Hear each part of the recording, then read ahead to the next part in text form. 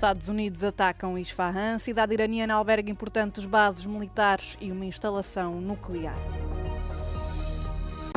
Delegação de ministros dos negócios estrangeiros europeus, acompanhada por Kaja Kallas, visitou a Ucrânia e os locais das atrocidades russas em Bucha. Criadores de gado na região grega da Tessália estão desesperados após o abate de milhares de animais ter comprometido a produção de queijo feta. Aos 101 anos, Gillette Kolinka é a última sobrevivente viva do Holocausto em França a contar a sua história.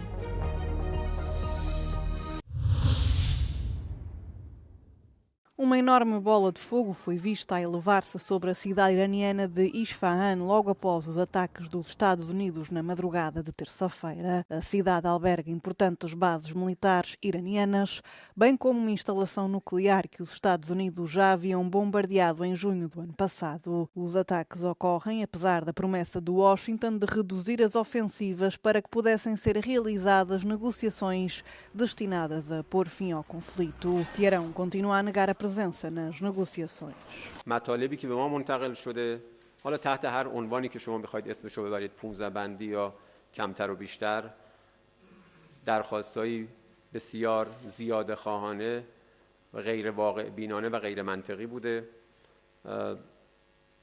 نشستایی که پاکستان با کشورهای همسایه داره خب چارچوبی است که خودشون تأسیس کردن ما در این Do lado iraniano, os ataques continuam a atingir o interior de Israel, com ofensivas em zonas centrais que fizeram vários feridos. Os ataques de retaliação visam também os vizinhos árabes do Golfo, tendo as autoridades dos Emirados Árabes Unidos anunciado na terça-feira que tinham interceptado ameaças aéreas sobre o Dubai. O preço do petróleo continua a subir, com o crudo Brent, a referência internacional, a atingir cerca de $113 por barril, numa altura em que o Irão mantém o domínio sobre o Estreito de Hormuz. As restrições às exportações através desta via navegável, por onde normalmente passa 20% do petróleo mundial, fizeram com que os preços aumentassem cerca de 70% em comparação com os valores pré-guerra.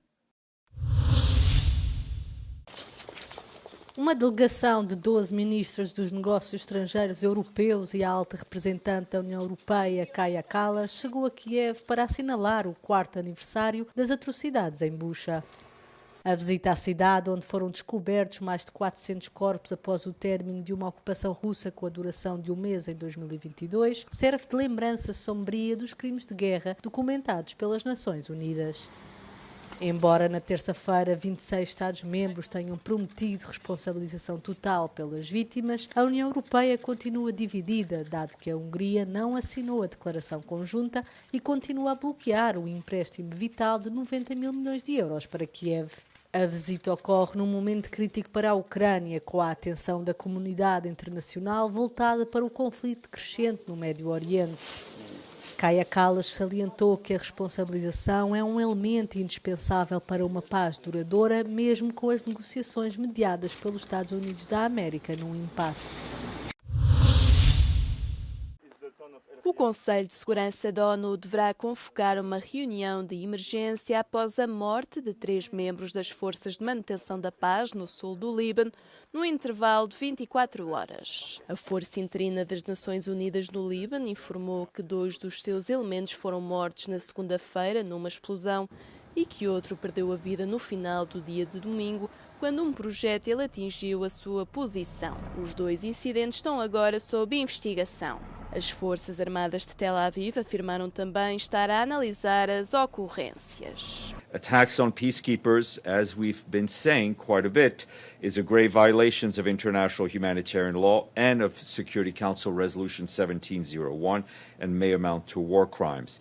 There will need to be accountability. Situações que ocorreram numa altura em que os combates entre militantes do Hezbollah e as forças de Tel Aviv se intensificam, no contexto da invasão israelita em curso às zonas fronteiriças do Líbano. A coordenadora especial da ONU para o Líbano referiu que o impacto humanitário no sul do país atingiu níveis devastadores. Explicou ainda que os 3 soldados da ONU e os 9 paramédicos libaneses mortos apenas nos últimos dias se inserem num balanço de vítimas que ultrapassa já as 1.240. Começou em França o julgamento de 22 pessoas acusadas de homicídio e outros crimes graves que envolvem membros de uma loja maçónica acusados de comandar esquadrões da morte.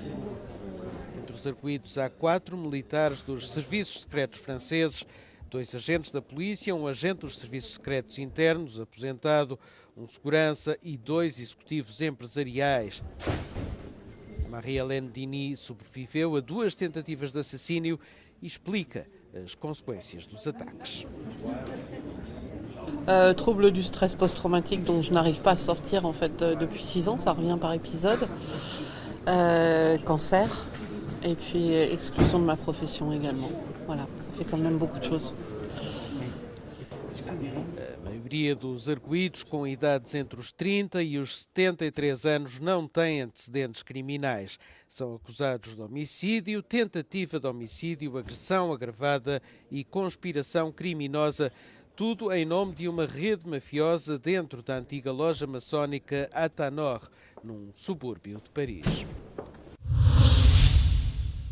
Os preços do petróleo aumentaram no início da tarde de terça-feira na Europa, com o Eurostock 50 a subir quase 1%, dado que os investidores continuam cautelosos face à ameaça de Donald Trump de destruir o principal centro de exportação de petróleo e outras instalações do Irão, a menos que este aceite um acordo.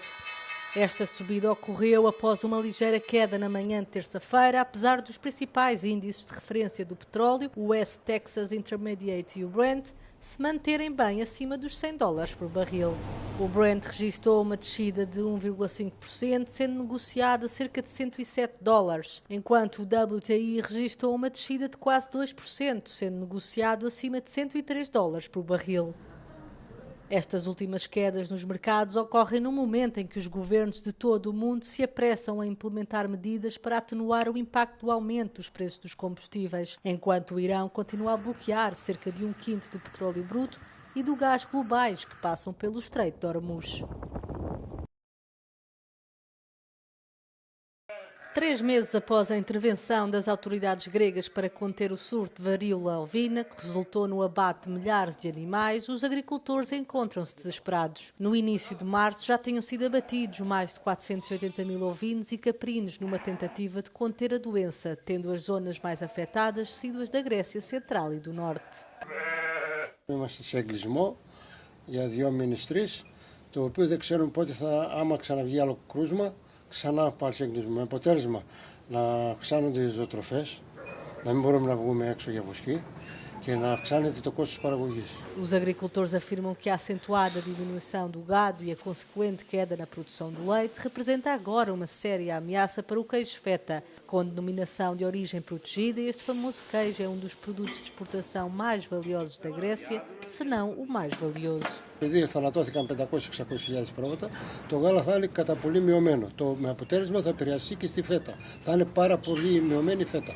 Já os produtores de queijo da região lamentam que a produção de leite tenha diminuído cerca de 40% este ano, sendo a principal região produtora de feta do país, responsável por mais de metade das exportações totais. Qualquer perturbação na Tessália tem repercussões a nível nacional.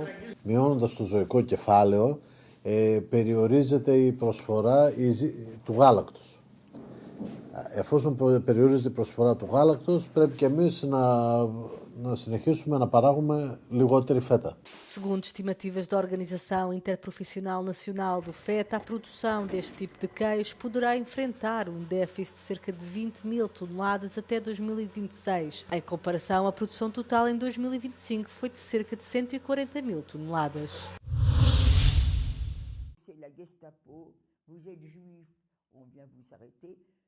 Aos 101 anos, Ginette Kolinka, uma das últimas sobreviventes do Holocausto em França, continua a partilhar a sua história. Kolinka fala da sua detenção que aconteceu em março de 1944, juntamente com o pai, o irmão e o sobrinho, até aos longos meses passados no campo de concentração de Auschwitz. Tinha 19 anos quando foi detida. On exige de nous la nudité totale. Il faut enlever les culottes. La haine des nazis envers les juifs était telle qu'ils ont été chercher tous les détails qui pouvaient nous faire souffrir. Ginette Kolinka demorou muito tempo a decidir se deveria contar a sua história. Foi preciso um pedido de uma associação de ex-deportados e as chamadas persistentes de um investigador da Fundação do Holocausto, um vasto projeto de recolha de testemunhos lançado no início dos anos 2000 para que se comprometesse a servir como embaixadora da memória do Holocausto. Hoje concentra-se a dar palestras em escolas para transmitir a sua história às gerações mais jovens.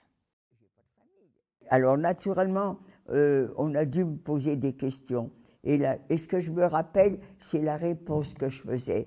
Si ça devait arriver, encore une fois, j'espère que jamais, jamais, jamais, eh bien, et que j'avais un enfant, eh bien, je préférerais l'étrangler de mes propres mains que de le faire subir ce que j'ai subi. Pour moi, c'était une réponse qui voulait tout dire. Ces coups qu'elle a reçus et c'est une femme formidable. C'est formidable de l'avoir en face de nous. En fait, cette force de témoignage, cette force mentale en fait qu'elle a d'être devant nous, d'être devant une salle pleine d'élèves et puis on est tous hyper intéressés. C'est une joie pour nous d'être là. Je pense vraiment que cette femme est extraordinaire. On trouve le même mot pour la décrire. C'est magique d'entendre ça. C'est triste. Kolinka foi nomeada comandante da Ordem das Artes e das Letras em 2024 pelo empenho em transmitir a sua história. A sobrevivente do Holocausto diz que quer continuar a dar o seu testemunho enquanto puder.